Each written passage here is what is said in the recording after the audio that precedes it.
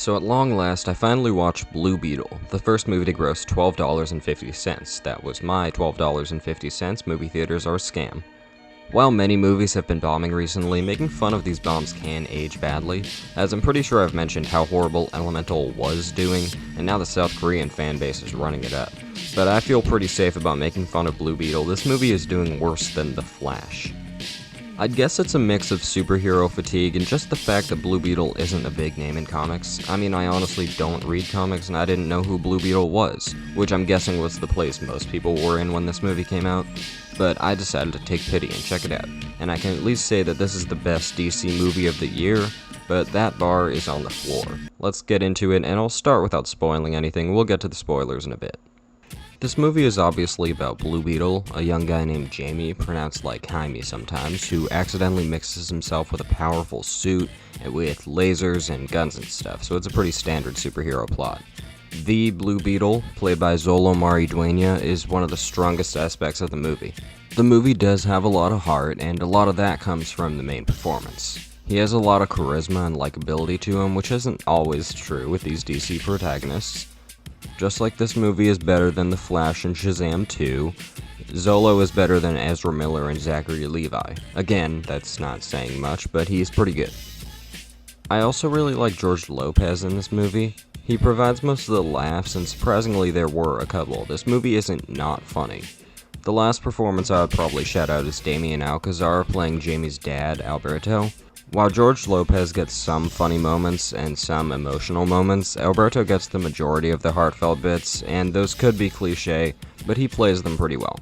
The rest of the performances aren't as impressive though. I personally don't care for Jamie's younger sister. This isn't really any fault towards Melissa Escobedo, her actress. She does a perfectly fine job, but I can't stand her dialogue.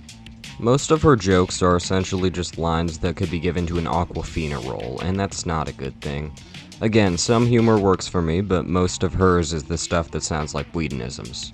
Another character that's whatever is Susan Sarandon as Victoria Cord, who sort of looks like Hillary Clinton here. She's basically the main villain, but she's unclear in her motivations. We get a slight look into her ideas, but she's mostly just pure evil, and not in an entertaining way. For most of the movie, she's kind of just boring. Mustache-twirling villains aren't enough anymore because I really don't care about her at all. She's barely even able to hold the main villain role because all the real fights are done by her bodyguard. I really think they could have and should have done more with her. The fights themselves, on the other hand, are pretty strong. The Blue Beetle suit as a character is whatever, it's basically just Jarvis from the Iron Man movies, but as a weapon, it's great. The Blue Beetle vs. Omax suit battles are practically Transformers fight scenes. They're super goofy and ridiculous, but I don't really mind because that's better than boring. These fight scenes are crowd-pleasing, and at this point, something I can point and soy jack at is good enough, because I much prefer it to monotonous, standard dialogue. Some of the shit Jamie does in the final battle of this movie is, without a doubt, just cool. That's about all there is to say. And with that covered, I do believe I'm done with non-spoilers. It's been a while since I've done this, since most of my recent reviews have been either entirely spoilers or entirely non-spoilers, but I'm gonna give a countdown to those who have not seen the movie yet, which to be honest might be everyone. I'll give you a 3, 2, 1, and now we're ready to go. The plot of this movie is kinda weird, as it can be pretty clever, but it could also be really dumb. The opening before it goes into the credits is so fast, you could miss it all even if you ran to the bathroom. I swear, it feels like a single minute of introduction to our main villain and her motivations, and then we move on. It's lightning fast. The funniest part about it as well is that during this opening, Susan Sarandon mentions that she's been looking for the Blue Beetle scarab for like a super long time. I'll be honest, I don't remember exactly how long, but we're meant to believe that this has been her main mission for a while. But for us, it's only been about a minute. We obviously don't need to see the whole lead up to this over like months or even years of searching, but just a couple more minutes to understand her motivations clearly would go a long way. And the unfortunate thing is, as I mentioned, this movie could be smart. The setup to Jamie accidentally getting the Blue Beetle is well done, with his plot intersecting with Jenny's. He asks her for a job at Cord Industries, and then the next day, she steals the scarab from Victoria Cord, and the place goes on lockdown with the two inside.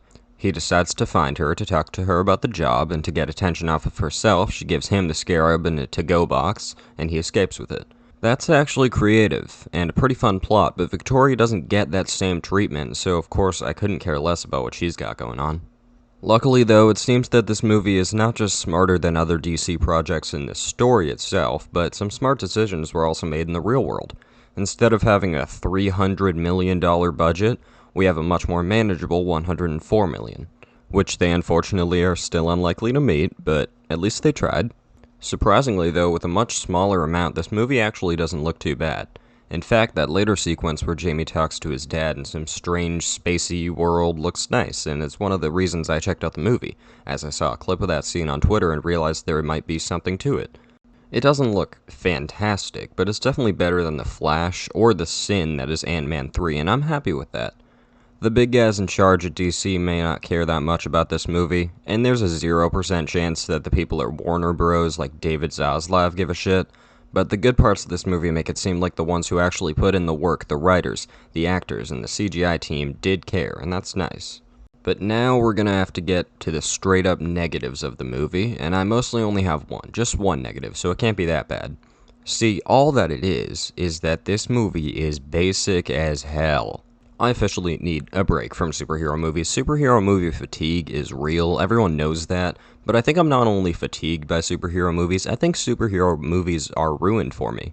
I have seen basically this exact story before 1,000,000 times in the last 6 or 7 years. Obviously, I'm exaggerating, but listen to this. What we got here is that some regular, ordinary guy who is struggling for money gets a big cool suit that he doesn't want and has a goofy scene where he has to learn about his powers. He also meets his love interest, a super cool spy lady who's good at fighting. His opponent is a rich business person who wants to build a mech suit for war purposes and is willing to target him and his family, and even kill them if they need to. No matter what he wants, he has to deal with these problems to save his family, and maybe even the world. Does that sound familiar? It's because I just described the plot of Ant-Man. And if that's not enough, this movie also has a car horn. Hell, even the great scene between Jamie and his dad has a lot of similarities to the scene between Rocket and Lila in Guardians 3.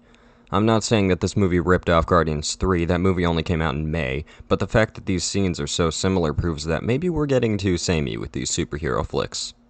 I don't care about the evil, villainous businesswoman, I don't care about the super spy love interest, and I don't care about the snarky younger sibling.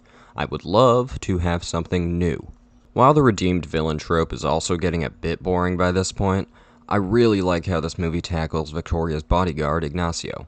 He's the guy in the OMAC suit the whole time, and in the final act, it's revealed that he was kidnapped by Victoria as a child, his mother was killed, and he was forced into becoming some sort of super soldier. It's actually a pretty disturbing and creative backstory that adds to both his and Victoria's character, giving her maybe the strongest development she got in the whole movie. I also love the recontextualization of Ignacio's locket, which has a picture of a child and a woman in it. Originally, you might think this is his wife and kid, but through the flashback, you find out that it's actually him as a child and his mother. Smart stuff like this is really cool, and once again, it would be a great movie if we could get more things like this, but it's very sparse. Overall, this is the best we've gotten from DC since the Batman, but it really is nothing special. The direction is fine, the writing is fine, the characters are fine, it's all just fine. There's some fun to be had with Blue Beetle, and I am sad that it's bombing, but when people said that this was a shocking 10 out of 10 and tried to hype it up like it was really something, I think it was fair that I doubted them, because this really is just any old superhero movie, and so I think the fairest score is a 6 out of 10. I don't hate it, I don't love it, and while I would be happy to see Blue Beetle make up its budget so that Zolo isn't forced out of DC like so many, I honestly understand why no one wants to see it. I can tell I'm not the only one who could care less about superhero movies by now. When Loki Season 2 comes out in November, I'll see that, and then I'm happy to say that there is not a single MCU project in the near future that I'm interested in, and DC only has one, being the Batman 2, and hell, I'm not even as hype about that as everyone else is. So I guess I can just sit in my room and watch the first Spider-Verse over and over and over and feel free.